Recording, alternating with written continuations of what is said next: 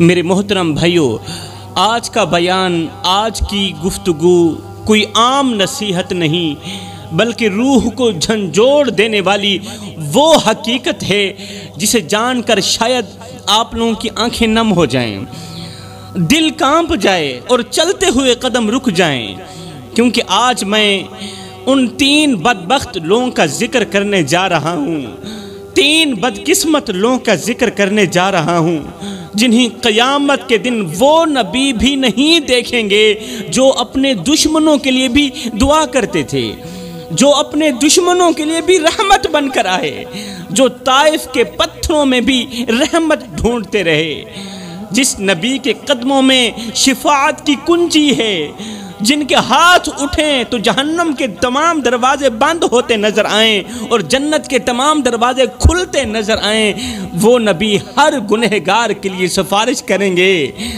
مگر 3 بدبخت لوگوں کے لیے سفارش نہیں کریں گے۔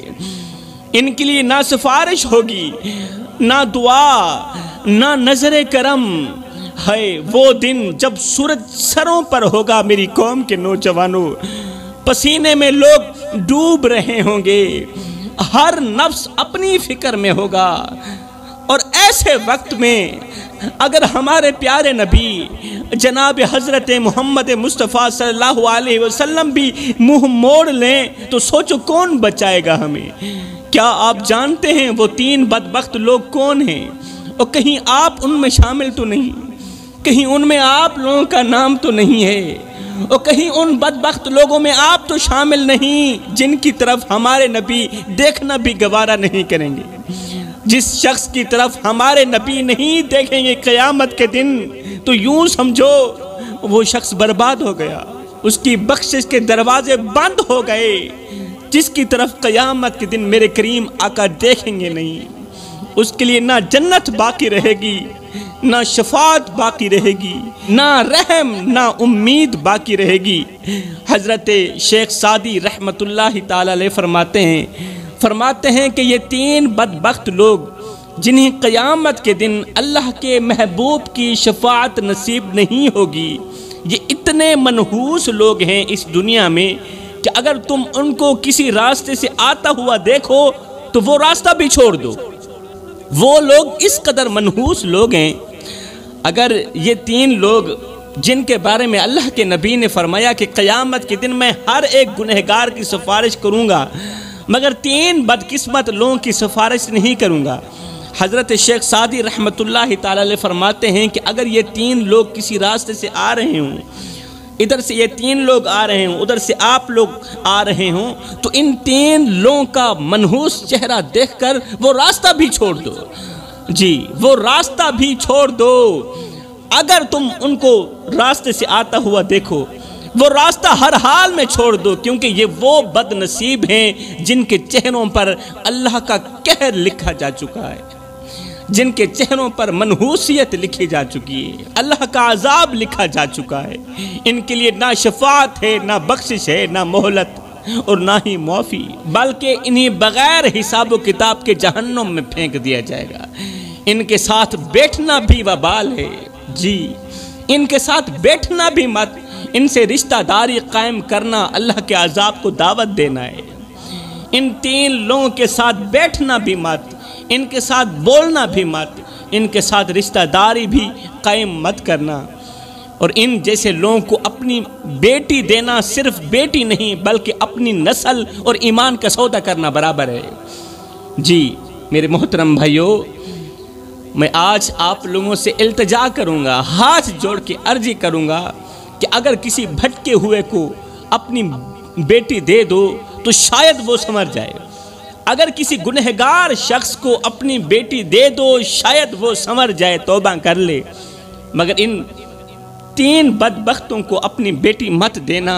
یہ وہ زہریلے سانپ ہیں جنہیں اگر اپنے گھر کی دہلیز پار کرنے دو گے تو یاد رکھنا پورا گھر جل کر راکھ ہو جائے گا اللہ کے عذاب سے۔ میرے کریم نبی نے فرمایا صحابہ میں قیامت کے دن ہر ایک گنہگار کی سفارش کروں گا مگر 3 لوگوں کی سفارش نہیں کروں گا۔ میں قیامت کے دن ہر ایک گنہگار بدکار سیاہکار کی سفارش کروں گا، مگر 3 بدقسمت لوگوں کی سفارش نہیں کروں گا، 3 بدبخت لوگوں کی سفارش نہیں کروں گا۔ ہائے، یہ سننا ہی تھا کہ صحابہ چیخ اٹھے، صحابہ کرام تڑپ اٹھے، آنکھوں سے آنسو بہنے لگے کہ کہیں ہم ان 3 لوگوں میں شامل تو نہیں، اور جن کی آقا سفارش نہیں کریں گے کہیں ہم ان میں شامل تو نہیں۔ یہ صحابہ کرام کی عاجزی تھی کہ وہ نیکیوں پر بھی ڈرتے تھے، دن رات عبادت کرتے تھے، پھر بھی ڈرتے تھے کہ کہیں رب ناراض نہ ہو جائے، کہیں رب ہم سے خفا نہ ہو جائے۔ میرے نبی نے فرمایا صحابہ 3 بدبخت لوگ ایسے ہیں جن کی قیامت کے دن محمد سفارش نہیں کرے گا، سفارش کرنا تو رہی دور کی بات، محمد ان کی طرف دیکھنا بھی گوارا نہیں کرے گا۔ صحابہ کرام نے عرض کی یا رسول اللہ، سونیا وہ کون سے بدبخت لوگ ہیں، وہ کون سے بدقسمت لوگ ہیں جن کو قیامت کے دن آپ دیکھنا بھی گوارا نہیں کریں گے؟ میرے نبی نے فرمایا پہلا جو زندگی میں شراب پیتا تھا اور شراب پیتے پیتے بغیر توبہ کے مر گیا، جو ساری زندگی شراب پیتا رہا اور شراب پیتے پیتے بغیر توبہ کے مر گیا، صحابہ گواہ رہنا ایسے شخص کی محمد سفارش نہیں کرے گا۔ اللہ کرے میری یہ آواز کسی شرابی کے کان میں اتر جائے، میں ہاتھ جوڑ کر خیرات مانگتا ہوں، میرے بھائی چھوڑ دے یہ شراب۔ اس شراب نے نہ جانے کتنی زندگیاں نگل لی، نہ جانے کتنے آنگن اجاڑ دیے، کتنے بچوں کو باپ کے ہوتے ہوئے یتیم کر دیا۔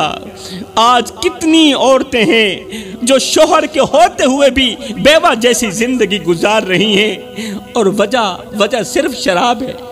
میرے بھائی اپنے محلے میں جا، نظر دوڑا، غور کر، کوئی حافظ کی ماں ہے، کوئی قاری کی ماں ہے، اور کوئی پرہیزگار کی ماں، کوئی راتوں کی تاریکیوں میں اٹھ کر رونے والے نوجوان کی ماں، کوئی تہجد گزار کی ماں۔ ایک لمحے کے لیے اپنے اندر کے مفتی سے پوچھ، مجھے اتنا بتا کہ تیری ماں کس کی ماں ہے؟ اور کہیں وہ شرابی کی ماں تو نہیں، کہیں وہ گنہگار کی ماں تو نہیں، کہیں وہ نشئی کی ماں تو نہیں۔ ارے اس بیٹی کا کیا قصور جس کے لیے لوگ کہتے ہیں ہم اس کا رشتہ نہیں لیں گے اس لیے کہ اس کا باپ نشہ کرتا ہے۔ ہائے، چاند جیسی خوبصورت بیٹی کی زندگی کو باپ کے نشے نے تباہ کر دیا۔ چھوڑ دے یہ شراب میرے بھائی، آج سے ہی توبہ کر لے، آج ہی توبہ کر لے۔ میرے رسول کریم نے فرمایا صحابہ میں اللہ کا حبیب ہوں، میں اللہ کا حبیب ہوں۔ پھر فرمایا جو جوان جوانی میں توبہ کرتا ہے وہ بھی اللہ کا حبیب بن جاتا ہے۔ جوانو آؤ نا اللہ کے حبیب بن جاؤ، آؤ نا اللہ کے دوست بن جاؤ۔ جب تم اپنی ساری زندگی مالک کے نام کر دو گے تو پھر وہ ساری کائنات تمہارے نام کر دے گا۔ صحابہ کرام نے عرض کی یا رسول اللہ دوسرا کون سا شخص ہے جس کی آپ سفارش نہیں فرمائیں گے؟ میرے رسول کریم نے فرمایا دوسرا وہ شخص جو ماں باپ کو دکھ دیتا ہے، ماں باپ کو دکھ دینے والا، ماں باپ کو درد دینے والا، ماں باپ کا جینا حرام کر دینے والا۔ یہ وہ بدقسمت انسان ہے، یہ وہ بدبخت شخص ہے جس کی قیامت کے دن محمد سفارش نہیں کریں گے۔ آج دنیا ایک باپ کے درد بھرے جملے سن رہی ہے، زمانہ ایک باپ کا درد سن رہا ہے، ایک باپ جو پوری زندگی اپنے بیٹے کے لیے روٹی جمع کرتا رہا۔ آج اس باپ کی آنکھوں میں نمی ہے، آج اس باپ کی آنکھوں میں آنسو ہیں، مگر ایک بیٹا ہے جو دنیا کے میلوں میں مصروف ہے، بیٹا دنیا کے میلوں میں مصروف، اور باپ درد بھری آواز میں کہہ رہا ہے، درد بھرے جملوں میں کہہ رہا ہے، او میرے بیٹے جب سے تو پیدا ہوا تھا ہم نے اپنی ذات کے لیے جینا چھوڑ دیا، تیری پیدائش سے لے کر آج تک کبھی بھی تیرا باپ سکون کی نیند نہیں سویا، میری ہڈیاں درد کرتی ہیں اور میری کمر جھک گئی ہے۔ بیٹے تو گود میں تھا، میں اس وقت بھی تیرے لیے پریشان تھا اور میں آج بھی تیری وجہ سے پریشان ہوں۔ تو سوتا تھا ہم تیرے لیے جاگتے تھے، تو روتا تھا ہم تیرے لیے روتے تھے، تیرے ایک پہلو بدلنے پر ہم ہزاروں وسوسوں کا شکار ہوتے رہتے تھے، تیری ایک مسکراہٹ دیکھنے کے لیے میں ساری رات تڑپتا رہتا تھا، ساری رات خاک چھانتا رہا، محنت مزدوری کرتا رہا کہ مجھے کچھ ملے نہ ملے، میرے بیٹے کو روٹی کا ٹکڑا مل جائے۔ میرے بیٹے، تیری آہ پر ہماری آہ نکلتی، تیری ہائے پر ہماری ہائے نکلتی۔ میں نوجوان تھا، تو بچہ تھا، میں اپنی رگوں سے خون نکالتا رہا، تیری رگوں میں ڈالتا رہا۔ تو جوان ہوتا گیا، مجھ سے بڑھاپا جوانی چھنتا گیا، تیری ٹانگیں مضبوط ہوتی گئیں، میری ٹانگیں کمزور ہوتی گئیں۔ میں سوچتا تھا کہ جس طرح آج میں اس کے لیے دھکے کھا رہا ہوں، جس طرح آج میں اس کی زندگی کے لیے دعائیں مانگ رہا ہوں، ایک وقت آئے گا یہ بھی میرے لیے دھکے کھائے گا، یہ بھی میری زندگی کے لیے دعائیں مانگے گا۔ لیکن بیٹے، تیرا لہجہ بدل گیا، تیری آنکھ بدل گئی، تیرے تیور بدل گئے، تو ایک دم مجھے گھور کے دیکھنے لگا، تو مجھے یوں سمجھنے لگا جیسے میں تیرا زر خریدا غلام ہوں۔ بیٹے، جب سے تو نے مجھے نوکر سمجھا، جب سے تو نے مجھے زر خریدا غلام سمجھا، تو میں نے اپنی 40 سالہ زندگی کو جھٹلا کر رکھ دیا۔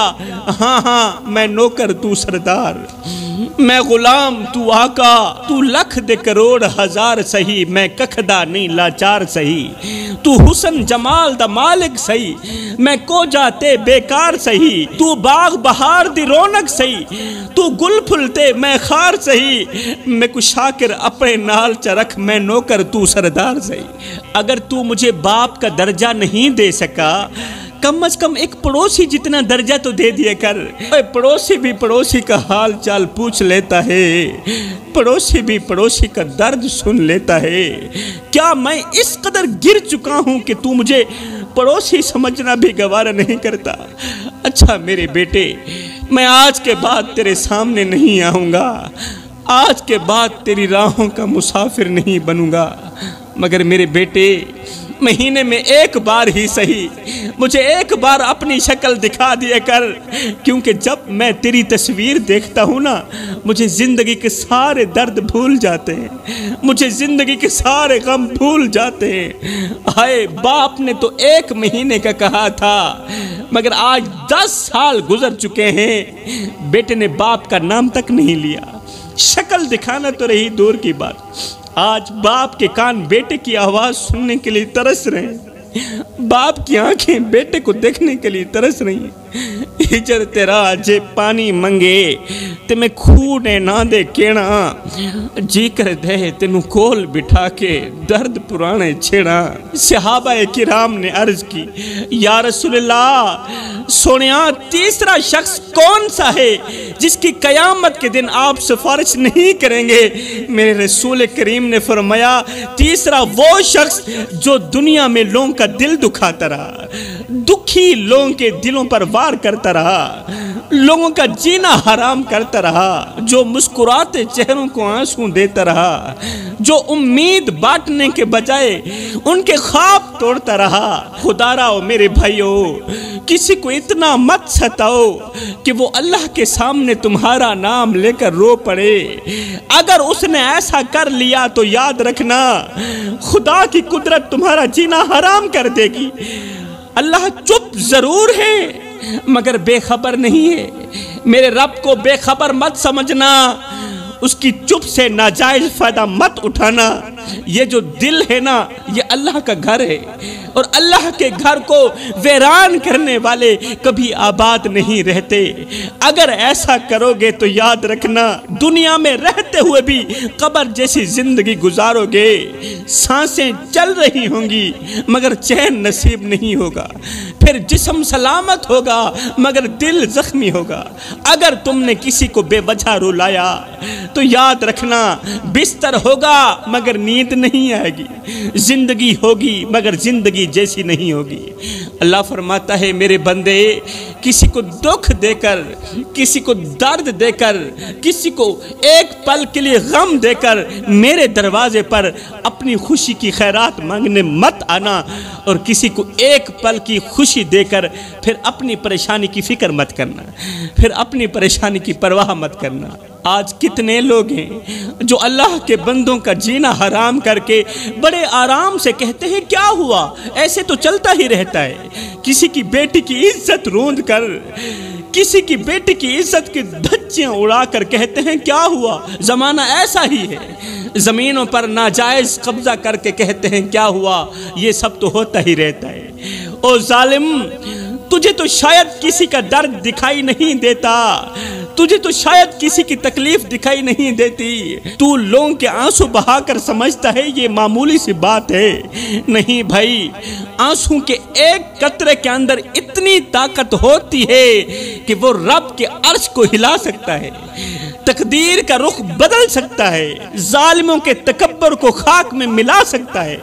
ایک شخص میرے رسول کریم کی خدمت میں حاضر ہوا، عرض کی یا رسول اللہ، آقا ایک عورت ہے جو لوگوں کا دل توڑتی ہے، زبان سے لوگوں کو تیر مارتی ہے، اس کا اخلاق بالکل بھی اچھا نہیں ہے، بہت ہی زیادہ بد اخلاق ہے وہ، لیکن وہ 5 وقت کی نمازی ہے، 5 وقت کی نمازی ہے، مگر وہ لوگوں کا دل دکھاتی ہے۔ بتائیں ایسی عورت کے بارے میں، ایسی عورت کے بارے میں آپ کا کیا ارشاد ہے؟ میرے نبی نے 2 ٹوک جواب دیا، فرمایا ایسی عورت جہنم میں جائے گی۔ کیوں؟ اس کا اخلاق اچھا نہیں ہے، نماز پڑھتی ہے، اخلاق اچھا نہیں ہے، نماز اللہ کی پاک بارگاہ میں قبول نہیں ہے۔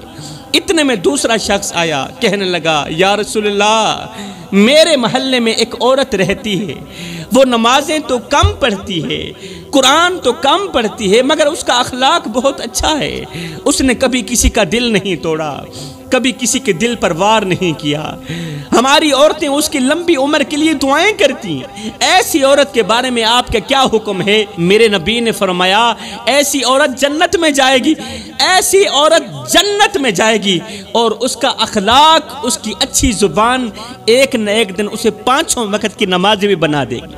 تو فرمایا میرے نبی نے اے صحابہ، سب کچھ کرنا، یہ 3 گناہ کبھی نہ کرنا، اگر یہ 3 گناہ کرو گے تو یاد رکھنا قیامت کے دن میں محمد تمہاری سفارش نہیں کروں گا۔